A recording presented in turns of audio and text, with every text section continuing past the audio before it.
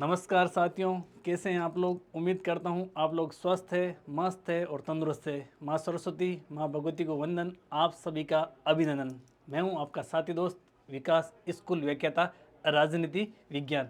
जैसा कि प्यारे साथियों आपको थंबनेल के ऊपर सीधा सीधा प्रतीत हो रहा है, आज हम लोग बात करेंगे विगत वर्षों के प्रश्न, यानी विगत वर्षों के प्रश्न की हम लोग आज बात करेंगे, जिसे शॉर्ट में कहा जाता है PYQ, यानी प्रीवियस ईयर्स क्वेश्चन।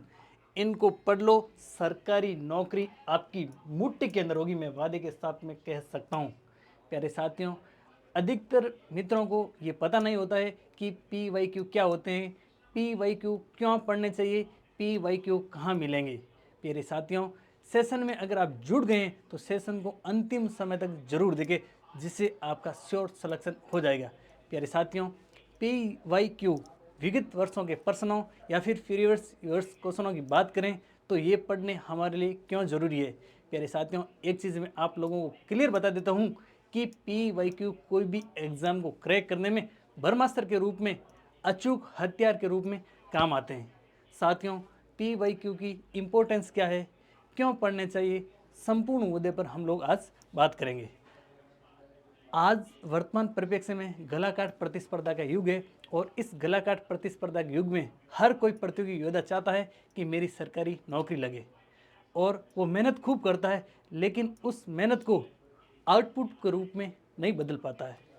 क्योंकि आप मेहनत खूब करते हैं, दिन रात पढ़ते हैं, घंटों पढ़ते हैं, नींद कम लेते हैं, रणनीतियाँ बनाते हैं, लेकिन आपका फाइनल सिलेक्शन नहीं होता है। आप फाइनल सिलेक्शन से थोड़े से दूर रह जाते हैं, और थोड़े से दूर रहने का कारण है कि आप PYQ नहीं पढ़ते हैं। मेरे अधिकतर मित्रों को ये भी नहीं पता है कि PYQ क्यों क्या होते हैं और उन्हें क्यों पढ़ना चाहिए। प्यारे विद्यार्थियों, आप कोई भी भर्ती परीक्षा की तैयारी करते हैं तो आप लोगों के सामने पहला प्रश्न यही होता है कि इसका सिलेबस क्या है, इसमें किस प्रकार के क्वेश्चन आएंगे, परीक्षा का पैटर्न क्या है। आप लोग सिलेबस देखते हैं, फिर आप लोगों के मन में आता है कि प्रश्न किस प्रकार का आएंगे, यानी आप लोगों के मन में आता है कि एग्जामिनर किस प्रकार के क्वेश्चन पूछेंगे। तो ध्यान रखना, PYQ अगर एक बार आप सिलेबस के साथ साथ में देख लेते हैं, एग्जाम पैटर्न के साथ साथ में PYQ देख लेते हैं, तो एग्जामिनर के माइंड सेट को आप लोग जान जाते हैं। एग्जामिनर किस प्रकार के प्रश्न पूछेगा, इन चीज़ों के बारे में आपको थोड़ा बहुत अनुभव हो जाता है, और आप कम मेहनत यानी लेसर इफेक्ट में भी क्या कर जाते हैं, एग्ज़ाम को क्रैक कर जाते हैं, यानी आपके मार्क्स का मार्जिन है वो बढ़ा लेते हैं। मैं हूं आपका साथी दोस्त विकास गवाला, स्कूल व्याख्याता राजनीति विज्ञान। मैंने राजनीति विज्ञान स्कूल व्याख्याता भर्ती एग्ज़ाम को क्रैक किया, उससे पहले किस प्रकार से रणनीति बनाई, किस प्रकार से PYQ को पढ़ा, देखा, कितनी बार पढ़ा, यानी विगत वर्षों के पेपर की बात करें तो मैंने 2022 के अंदर RPC स्कूल व्याख्याता एग्ज़ाम दिया।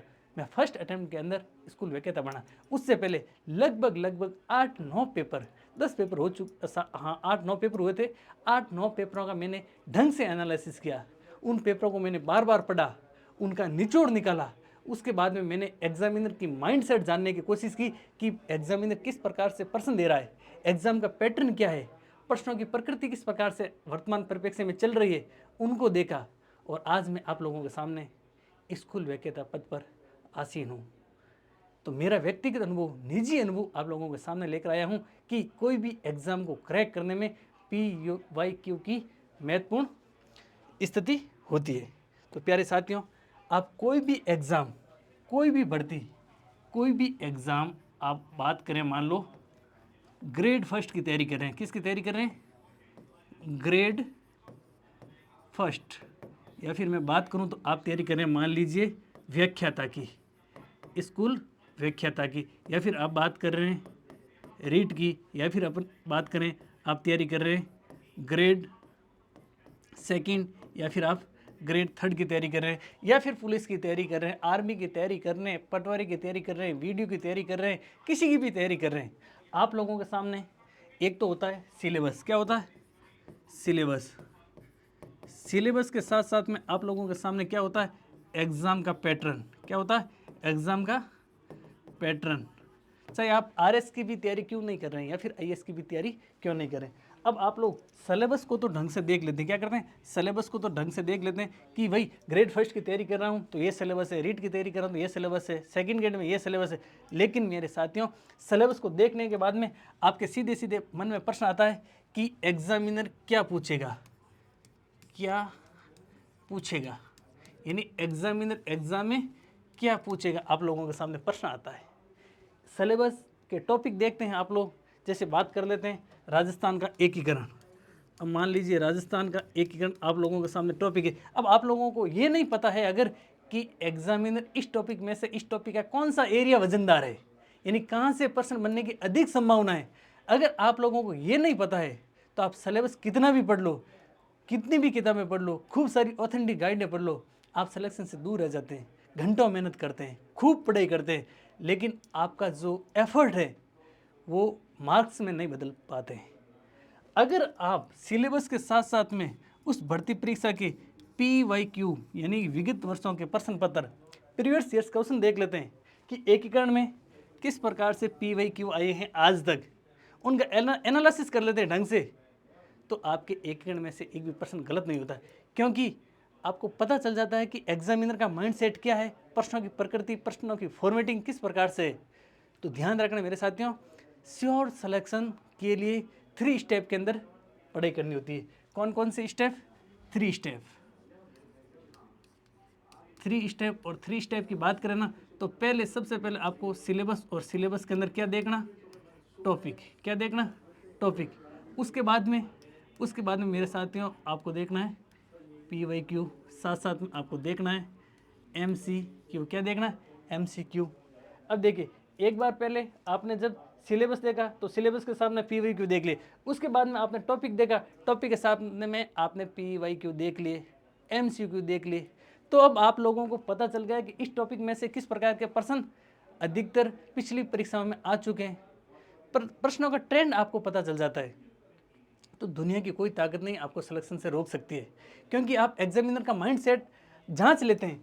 आप लोगों को पता चल जाता है कि एग्जामिनर क्या पूछ रहा है, और आपको टॉपिक और PYQ, topic plus PYQ plus MCQ, और उसके बाद में वापस से टॉपिक आपने पढ़ा है, तो उसके बाद में मैं वादे के साथ में कह सकता हूँ कि आप एग्जामिनर को पूछेंगे कि ले पूछ कहाँ से पूछेगा, ले पूछ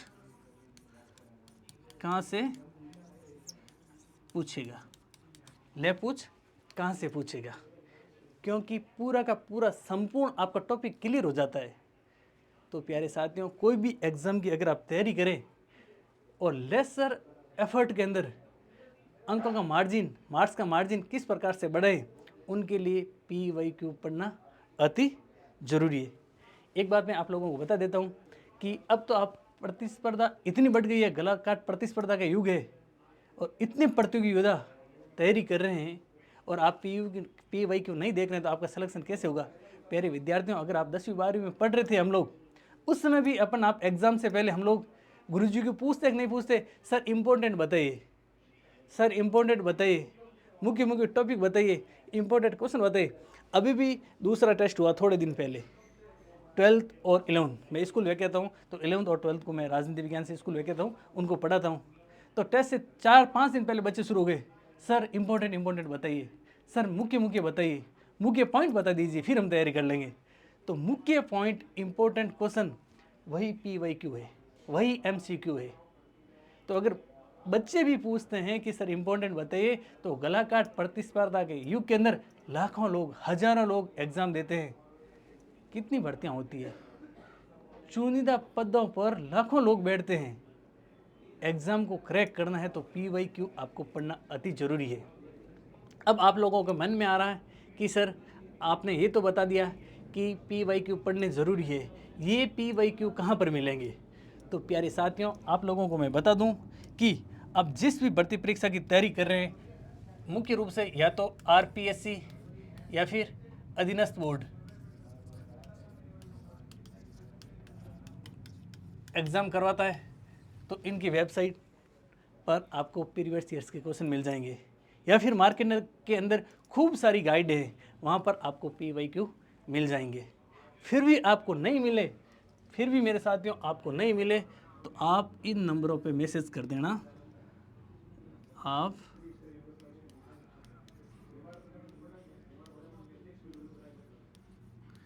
इस नंबर पे मैसेज कर देना कि सर इस भर्ती के PYQ हमारे को नहीं मिल रहे हैं, मैं आपको उपलब्ध करवा दूंगा। पढ़ना आपको है, हजारों भर्तियां हैं आप लोगों के सामने, आवश्यकता है बस दमदार तैयारी करने की। इंतज़ार मत कीजिए, अभी से शुरू हो जाइए। देखिए, मुख्य रूप से मैं बात करूं तो रीट की भर्ती आप लोगों के सामने अभी है, ठीक है। Grade first, grade second, grade third की भर्तियां बहुत जल्दी हो जाएगी। तो आपको जिस भी भर्ती परीक्षा की तैयारी करें, अगर आपको PYQ की आवश्यकता है, आपको नहीं मिल रहे हैं, तो आप इन नंबर पर मैसेज कर दीजिए, मैं आपकी व्यवस्था करवा दूंगा। गत वर्ष के प्रश्न पत्रों का, कई गत वर्ष के प्रश्न पत्रों का हल भी मेरे साथ में व्याख्या सहित भी पड़ा है, वो भी मैं आपको अवेलेबल करवा दूंगा। अगर आपका सपना है सरकारी नौकरी प्राप्त करने का, तो PYQ पढ़ने बहुत ही ज़रूरी है और आपको 3 स्टेप के अंदर पढ़ाई करनी पड़ेगी।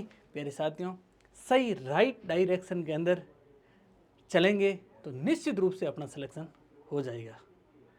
तो एक बार आप सभी को ढेरों शुभकामनाएं कि आप जिस भी भर्ती परीक्षा में लगे हुए हैं, आप पूर्ण मनोयोग और शिद्दत से उस भर्ती के पीछे लग जाइए। दुनिया की कोई ताकत नहीं है कि आपको सिलेक्शन से रोक सकती है, लेकिन इस चीज़ का आप विशेष रूप से ध्यान रखेंगे कि विगत वर्षों के प्रश्न पत्र PYQ पढ़ लें तो हमारी सिलेक्शन में उम्मीदें ज़्यादा बढ़ जाएगी। यानी मार्क्स का मार्जिन है वो लेसर एफर्ट के अंदर मैक्सिमम आएगा। तो आज का सेशन मैं विदा चाहता हूँ, मिलेंगे अगले सेशन में। तब तक आप PYQ ढूंढने की कोशिश करना, नहीं मिले तो आप ये नंबर दे रखे हैं, इस पर आप मैसेज कर दीजिए। धन्यवाद साथियों, जय हिंद, जय संविधान।